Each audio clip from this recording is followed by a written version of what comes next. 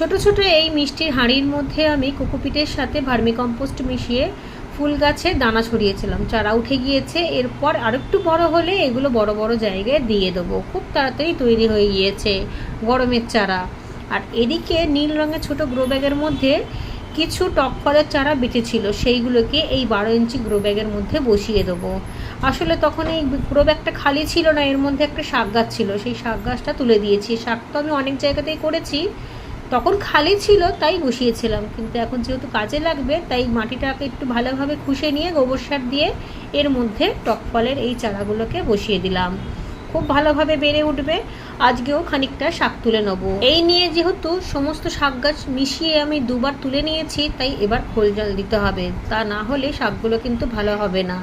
তাই খোল জল ভিজিয়ে রেখে দিয়েছি। আজকে ভিজিয়েছি, গতকালকেই দিয়ে দেবো। আমি একটু সলিডভাবেই দিই।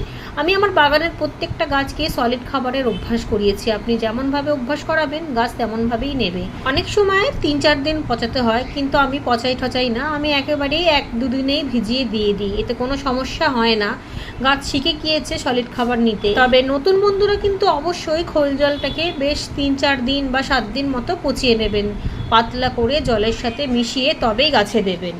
হঠাৎ করেই সলিড খাবার দিতে গেলে কিন্তু গাছ মারা যাবে। আমার যেহেতু বাগানের সমস্ত গাছ এইভাবেই আমি তৈরি করেছি, তাই আমি সলিড খাবার এরকমভাবেই দিই। কোনো কোনো সময় আবার গুঁড়ো সর্ষের খোল গাছের চারপাশেও দিয়ে দিই, তারপর জল দিয়ে দিই। এতে করে গাছগুলো খুব ভালো পুষ্টি পেয়ে যায় এবং সুন্দরভাবে বাড়ে।